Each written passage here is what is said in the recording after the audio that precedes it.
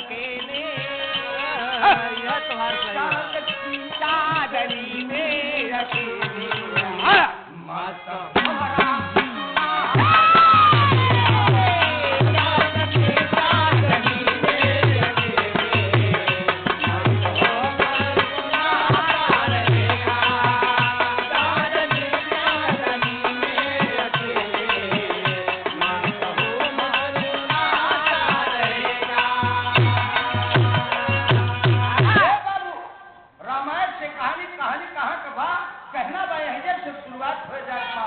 कि अरे जनक दरबार में बंदी बड़ा विद्वान रहा, कभी साथ में हारा नहीं महान रहा। बाप के समझ में राजा जनक के दरबार में भैया अगर इको तो कुछ बंद कर दे, एक सादा कर 0 पॉइंट कर दे।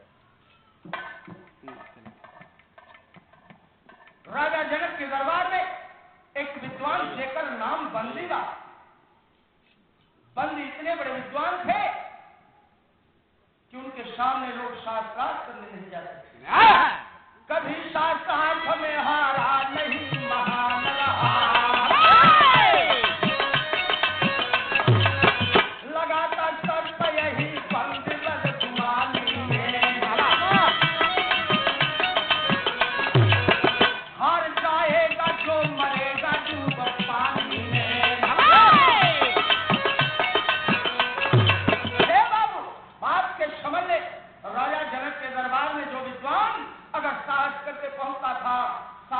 करने के बंदी से तो बंदी यही शर्त लगाता था कि अगर मैं हार जाऊंगा तो मैं जल में डूब करके मर जाऊंगा, अगर तुम हार जाओगे तो तुम्हें जल में डूब करके मरना होगा। अगर ये शर्त स्वीकार हो तो शास्त्रार्थ होगा। तमाम विद्वानों को बंदी जल में डुबा करके शास्त्रार्थ में हरा करके और जल में डुबा करके मार डाला। कहानी यही से मोड़ ले पाए कहना का कभी लिखते हैं हुआ क्या उसी समय पैदा हुए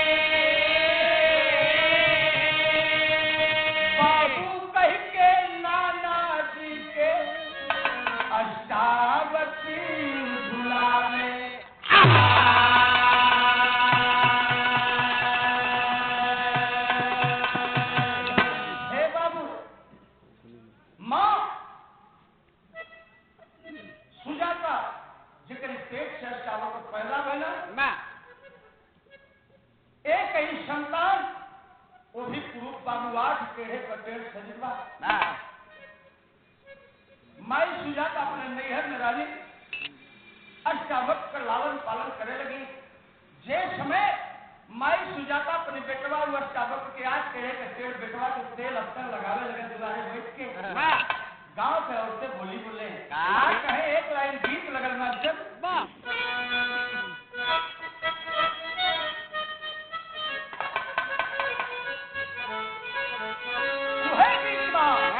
अरे हाथ में देहती मांग बर्बाद कजरवा हो गईला, हाथ में देहती मांग बर्बाद कजरवा हो गईला, मारे बलम बिना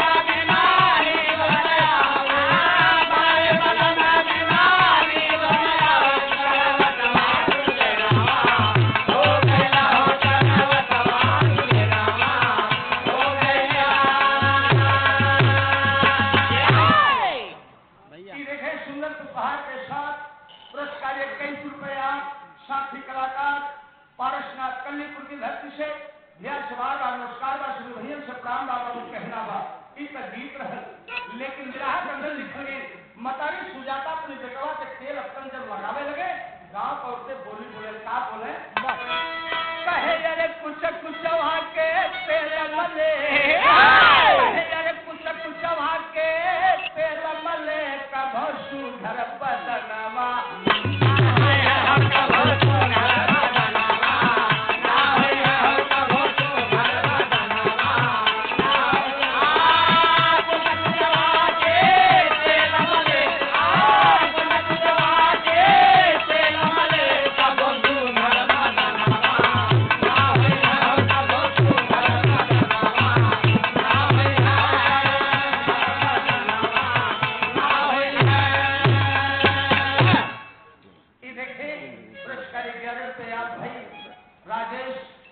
साउंड वाले भैया की तरफ से भैया से बार बार नमस्कार बा ऐसे हमेशा बनाया भैया साउंड बार बहुत ठीक हो, बोले का जरूरत ना हो भैया से नमस्कार भैया से प्राण बाबा को कहना बा भाई नई मशीन ना कि तो बड़ा के तेल मले अरे कब सुघर सदनवा ना होई है अब कुछ कुछवा के काजल लगवले, कुछ कुछवा के काजल लगवले कभो कमला नयनवा ना होय कभो कमला नयनवा ना होय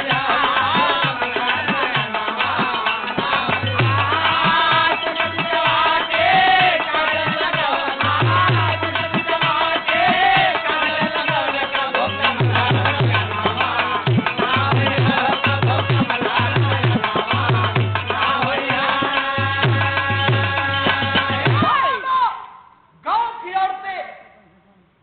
तमाम बोली बोले, लेकिन मतारी सुजाता बेटवा की चाहे नालायक को चाहे लायक को मार ले उसकी संतान मैं सुजाता अपने बेटवा के तेल अवसर लगा में गाँव पहुंचे तमाम कुछ बोली बोले क्या कहे मास्टर ये देखे पुरस्कारी 50 रुपए आप बड़े भैया नंदलाल गुप्ता प्रधान, आप ग्राम प्रधान है लालपुर की धरती सेवा परिवार वाराणसी से प्रधान जी से 100 बार प्राण बा, सभी भैया से प्राण बाबा को कहना बा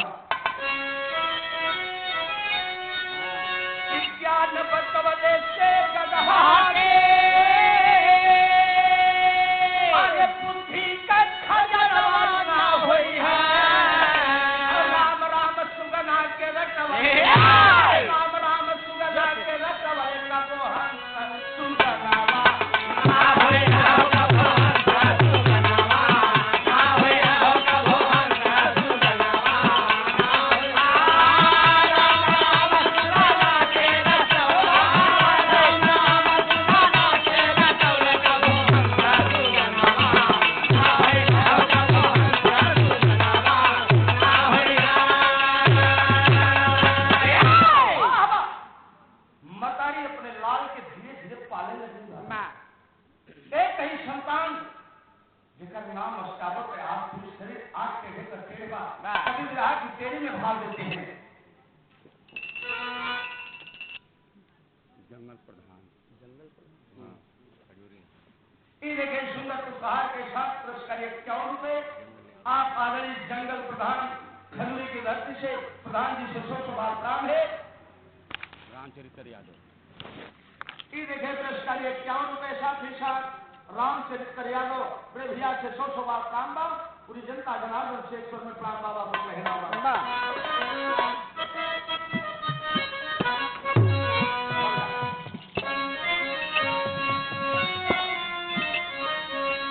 अरे राम पढ़ाई मुँह से करीले ना होए जे के याद बराबर करी है काल बुताई बराबर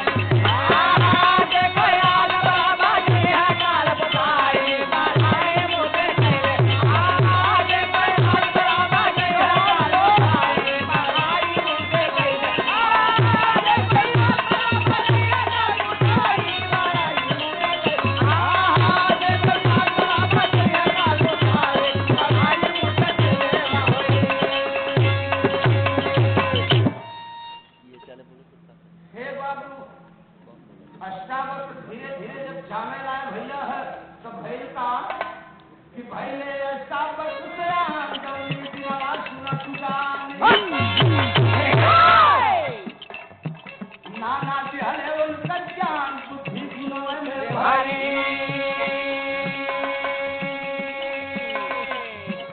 अक्षर सिखे ज्ञान पूरे पूरे बुद्धि समान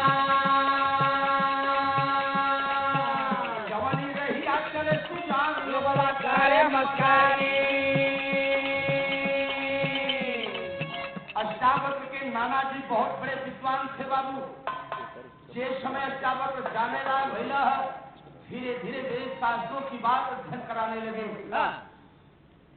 अष्टावक्र जिस रास्ते से चलते थे विद्वता भरी बात करते थे, लोग अष्टावक्र की बात को सुन करके मजाक में ले लेते थे। एक दिन बात हो गई नारी लड़का जिहला ताना मारे। एक दिन की बात बच्चों के साथ खिलवाड़ खेल रहे थे और मैं एक लड़का कस के अष्टावक्र के बोल रहा एक दिन बात हो गई नारी लड़का जिहला ताना मारे। सरवारा तोर महतारी बाप गैला तोर मारे। हमसे हाथ दिल कविताई काव्य जनक पुराने जाई बदला जब चुकाई तो के सागर बाबा जब चुकाई तो के जाना लोए घरे बाबा जब चुकाई तो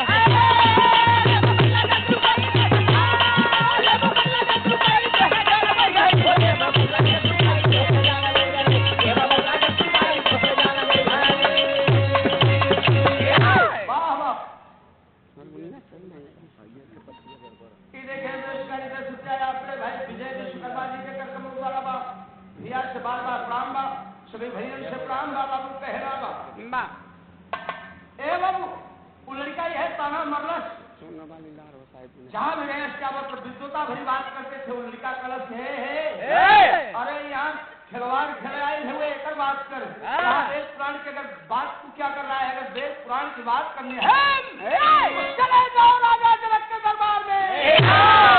तेरे बाप को विद्वान बंदी साथ में हरा करके और जल में डुबा करके मार डाला है।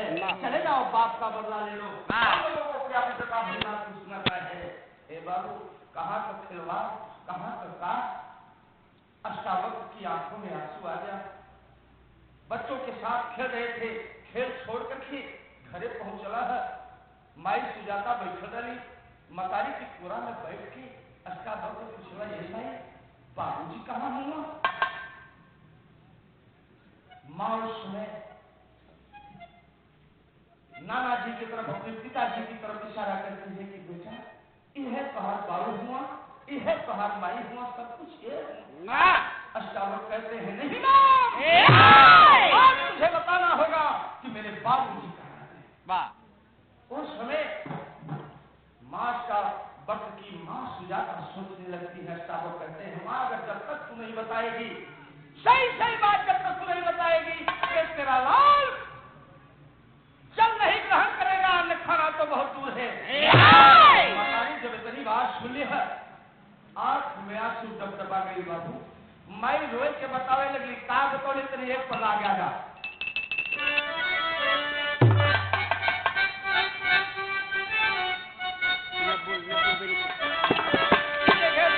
₹23 आप भाई निपुल कलनीपुर की धरती से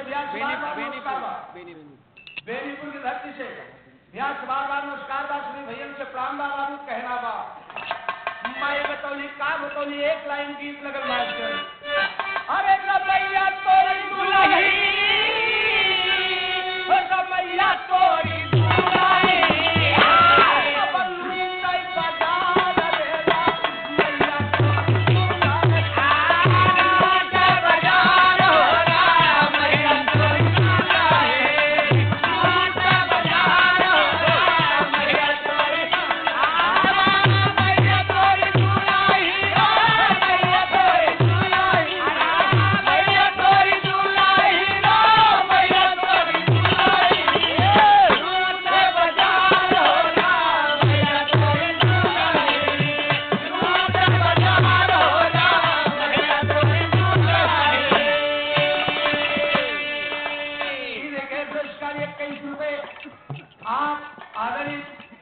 सीताराम मिस्त्रिया साधु की पुलिया से भैया बाबूजी से 100 बार प्रणाम है। सभी भैयन से प्रणाम बा बाबू कहना बा।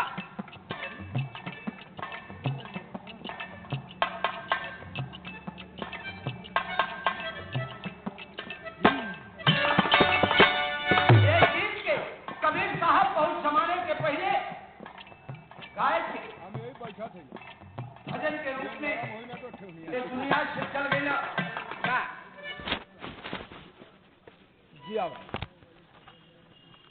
बहुत अच्छे। ये देखें सुंदर उपहार के साथ पुरस्कारी 101 रुपए बाबूजी आप राम सेवक यादव खजूरी की धरती से बाबूजी से 100 बार प्रणाम है। आशीर्वाद का कामना बा सभी भैया के प्रणाम बा।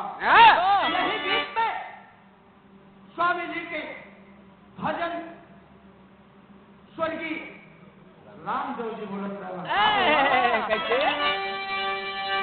अरे साहेब बिनती गुली साहेब बिनती गुली अब सुनी पाला होता है बिनती तोड़ बलिदान होता है बिनती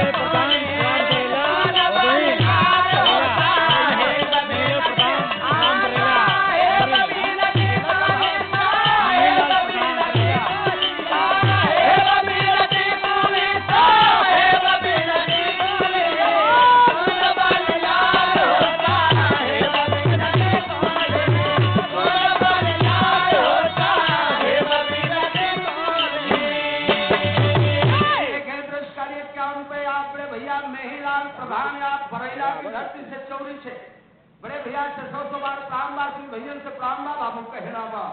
ई तक गीत रहा लेकिन यह देखे मतारी सुजाता की आंख में आज सुंदर दबा गई। माई सुजाता अपनी बेटवा का बाल फहलावत की कहली है काका बसोली कहे अब सुनाए मोरे बेटवा अरे सुनाए मोरे बेटवा अब बाबू जी तोहार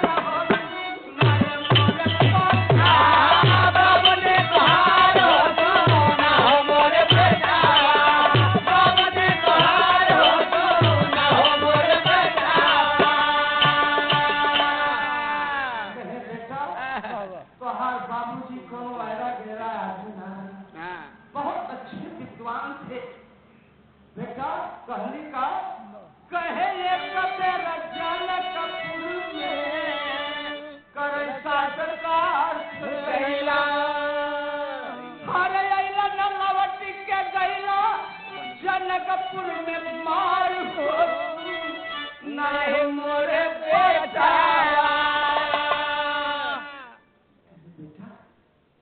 बाबू उनकी दिल में आया कि मैं राजा जनक के दरबार में जो बंदी विद्वान है उससे साक्षात करूंगा। साक्षात करने के लिए गए बेटा लेकिन उनकी भाग्य साथ नहीं दी। बंदी के सामने साक्षात में उनके तर्क नहीं चले हार गए और बंदी जल में डुबा करके मार डाला। कहे बेटा जिस समय तेरे बाबूजी को बंदी मरलस जल में डुबा के तू ये धरती पे नहीं पैदा हो रहा हमारे पेट पे कहे तब तू पला हमारी गर्भ में बेटा हर दिन बितवल तोहरे मुहवे निहार हो नर मोरे बेटा बाबू जी तोहार हो नर मोरे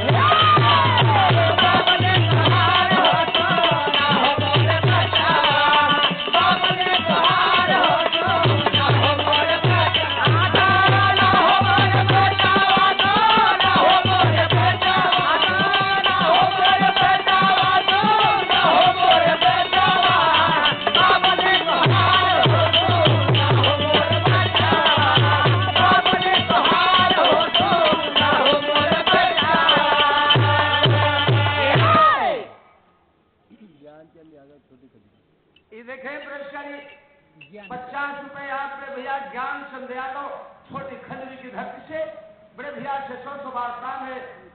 सभी भैया से विधा प्रेमियों से एक स्वर में प्राण से बाबू कहना एक इतनी बात जब मतारी बतौली है, फिलहाल तब तू मेरे पेट में गर्भ के अंदर रहा, जिसमें तुझे बाबू जी की बंदी जल्दी दोबारा की मार। अष्टावक्र कहते हैं मां, आज तेरा लाल तेरी सामने प्रतिज्ञा करता है, जब तक मैं उस बंदी को साथ करके हरा नहीं दूंगा और जल में डुबा करके नहीं मार डालूंगा, तब तक तेरा लाल जल ग्रहण नहीं करेगा। मतारी की कोरा से उठला अष्टावक्र, छड़ी अपन उठौला बाबू और राजा जनक के दरबार की तरफ चल देते हैं। शेष समय राजा जनक के किले के पास सामने पहुंचते हैं मेन गेट पर। उस मेन गेट के बगल में एक बहुत बड़ा डंका रखा हुआ, नगारा जिसको, उसकी बगले में बांस का एक मोटा सा डंडा रखा था और मेन गेट पर लिखा हुआ था बाबू कि जिस विद्वान को राजा जनक की दरबार में साक्षात करना हो, वो पहले डंके को बजा करके ही अंदर प्रवेश करेगा। अष्टावक्र पहुंचला है, वो मोटा बांस के उठाएंगे,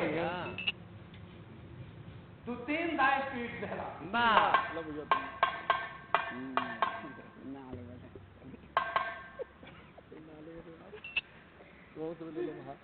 देखे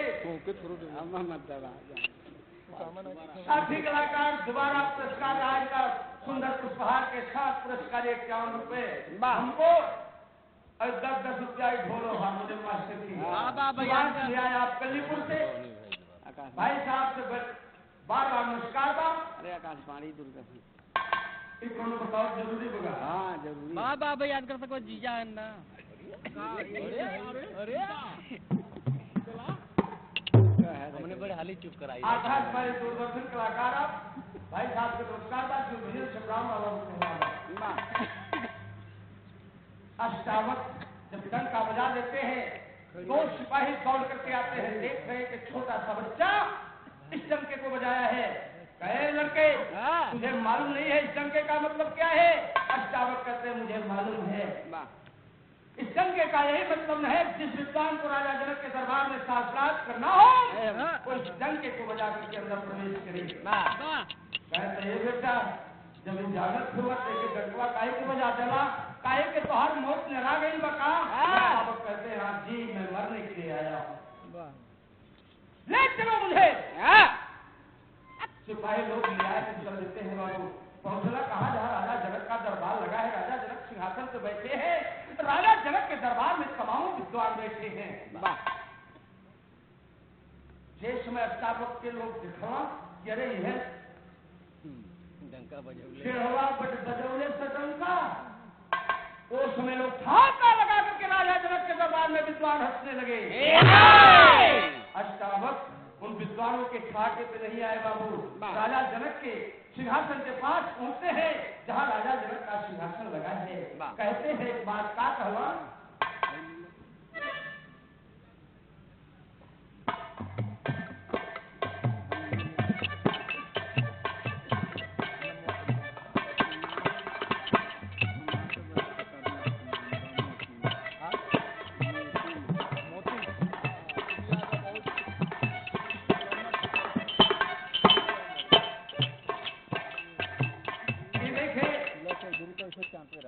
सुंदर पुष्पहार के साथ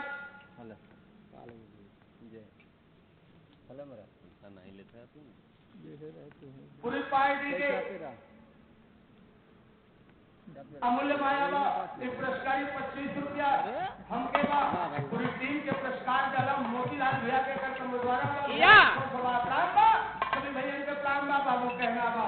राजा जनक के सामने अष्टावक्र पहुंच करके कहते हैं राजा जनक, तो सुना था कि राजा जनक के दरबार में विद्वान बैठे हैं, विद्वान, लेकिन आज यहाँ राजा जनक के दरबार आपके दरबार में आने से ये लगा यहाँ विद्वान नहीं बैठे, यहाँ तो चमकार बैठते हैं, चमड़े की पहचान करने वाले सारे लोग बैठते हैं। राजा जनक की मूड़ी नीचे होती, वाकई में लड़का बच्चा नहीं है, जानकार है, दिमाग का बहुत तेज लग रहा है। इस सारे विद्वान के शरीर को, उसके रूप को देख करके हंसी, इसी बात पर कह रहा है कि हाँ चमड़े की पहचान करने वाले होश में अष्टावक्र कहते हैं यह राजा जनक सफेदी बाल में आए, सफेदी बाल में आए, धूप में काम कैलाश विद्वान बन गैला, चोला चंदन लगैला। सुनकर के बात बालक बाबा सुनकर के बाद बालक की जनक जी मुस्कुराए हैं और कहे साक्षात से आज होगा बंदी को बुलवाए। राजा जनक सिपाही भेजते हैं कि जाकर के बंदी को बुला लाओ और साक्षात आज और इसी वक्त होगा। स्टेज तैयार हो गया। एक स्टेज पर अष्टावक्र विराजमान हो गए, दूसरे स्टेज पर बंदी बैठ गए। फैसला सुनाने के लिए राजा जनक खुद नियुक्त थे। बाबू शास्त्रार्थ शुरू हुआ। अष्टावक्र कहते हैं बंदी से कि बंदी शास्त्रार्थ शुरू करो। बंदी कहता है क्या अष्टावक्र मेरी शर्त जानते हो, शास्त्रार्थ करने के लिए चले आए हो? अष्टावक्र कहते हैं जी मुझे आपकी शर्त मालूम है। आप यही शर्त लगाते हैं ना कि जो हारेगा शास्त्रार्थ उसे जल में डूब करके मरना होगा? बंदी कहते हैं हाँ मैं यही शर्त लगाता हूँ। आपकी शर्त मुझे स्वीकार है। पूछिए क्या पूछना चाहते हैं आप? उस समय बंदी कहते हैं कि अष्टावक्र आज शास्त्रार्थ का शुरुआत तुम करो, जो पूछना हो पूछ लो मुझसे।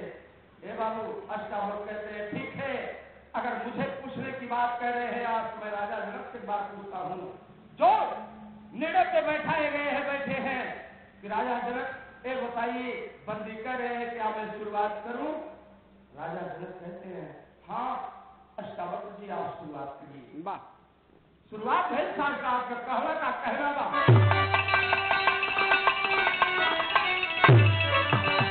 कहे अरे बिना बीज के किसन वृक्ष बनाया बंदी बतला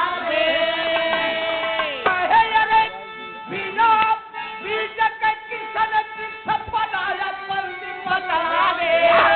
कौन जगत में सबसे पहले आया बंदी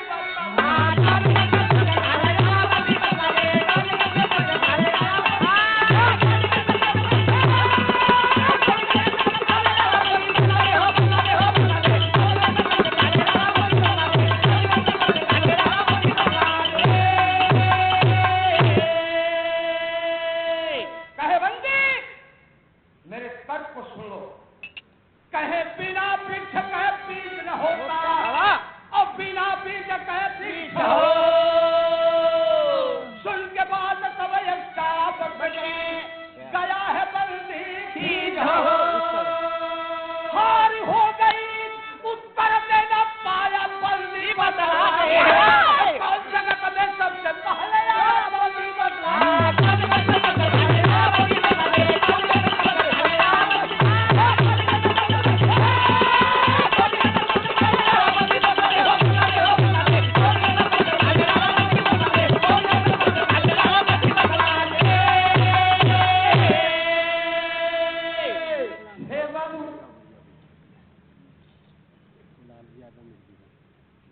देखिए पुरस्कार 21 रुपए। आप बाबूजी लालजी यादव नदीगंज की धरती से बाबूजी शिष्यों के आशीर्वाद की कामना बा। सभी भीड़ से प्रणाम बाबू।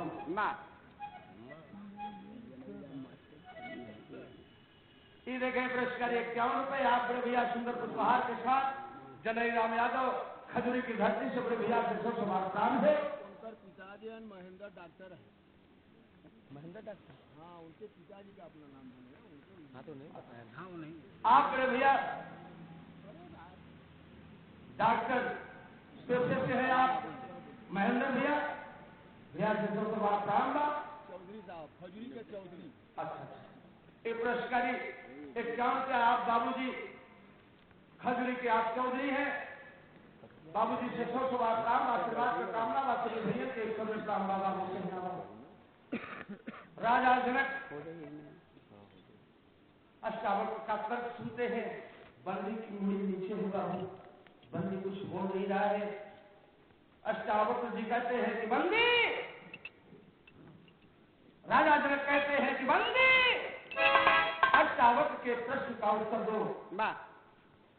कुछ समय बीता, दोबारा राजा जनक कहते हैं कि बंदी, तुम्हें दूसरी बार मौका दे रहा हूं कि तुम अष्टावक्र के प्रश्न का उत्तर दो। हे बाबू, तर्क जब ना समझ में आओ, बात दिमाग में बंदी का मुड़ी एकदम नीचे भिल जाता, वही बतिया के सूचित हुआ कि काया मरे मरे के पारी आगे रखा। तीसरी बार राजा जनक कहते हैं कि आखिरी मौका है बंदी, अष्टावक्र के प्रश्न का उत्तर दो। जब कुछ समय बीता और अष्टावक्र की मुड़ी नीचे से ऊपर नहीं हुई बाबू, उस समय का भाव है कभी भोजपुरी आधा में लेते हैं।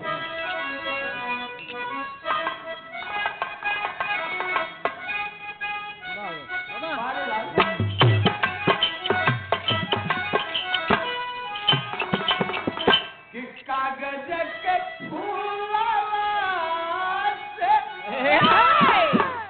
कहे कागज के फूला से खुशबू नहीं है रे भैया, तू गुरु सनी करे कागज के बता।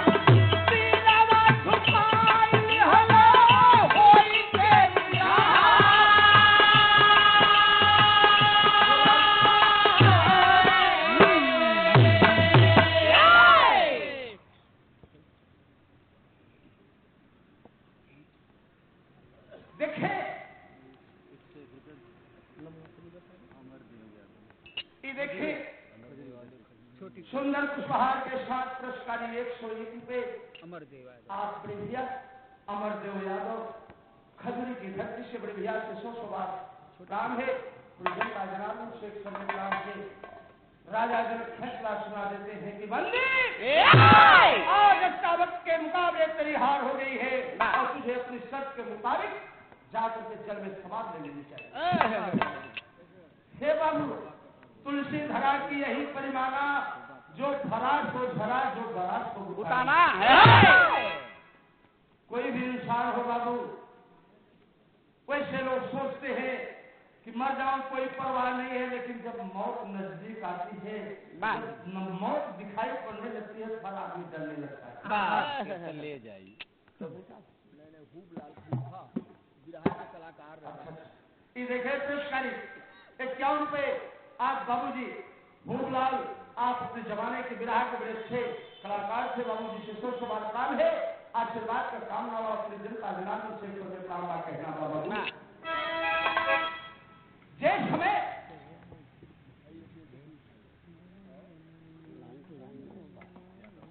ये देखें सुंदर उपहार के साथ पुरस्कारी 101 रुपए आप भैया राम नरेशिया के कार्यक्रमों द्वारा बड़े भैया से 100 बार काम बा। सभी भैया के प्राण बाबा विरहा की आखिरी लाइन में स्वर्गीय दादा पंधारी की कहरवा में कह गई,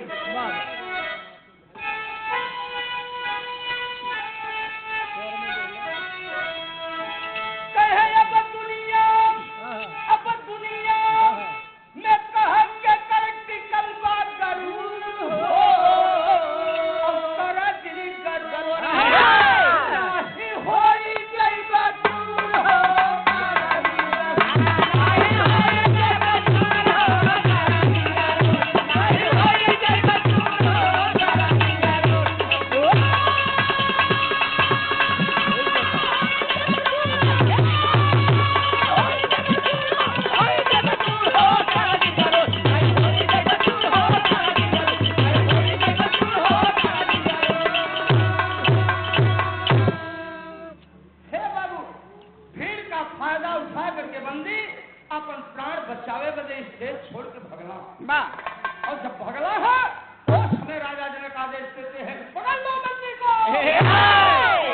कि भागत चाहे बंदी सबही के चोरी चोरी और जबरी से हलक सब पाती है देखो जबरी से सब पाती है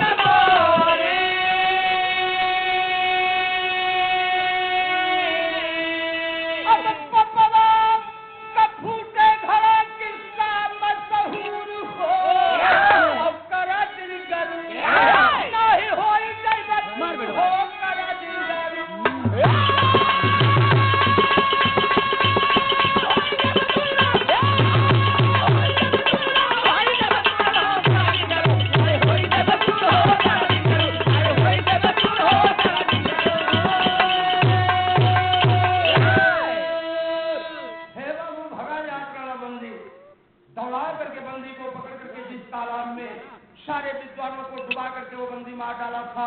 उसी तालाब में ले जाकर के फेंक देते हैं बंदी को। थोड़ी समय के बाद बंदी की सांसें बंद हो जाती है बाबू। उस अथाह तालाब के अंदर आखिरी लाइन में कहना हुआ कभी लिखते हैं शरीर रंगधारी कलया के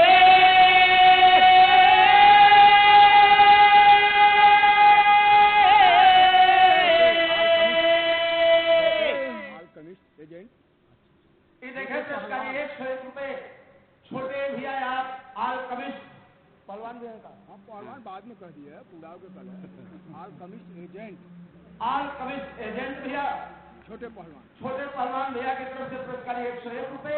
बड़े भैया से 100 बात काम है। उन्हीं के भाई हैं मोटू जो सबको उनको भी आशीर्वाद मोटू को। उन्हीं के छोटे भाई है आप मोटू भैया पुरस्कार 51 रुपए या छोटू मोटू भैया। देखे जो विराट आयोजन कर रहे होंगे भैया से बार बार प्राण शुरू भैया से प्राण बाबा को कहना था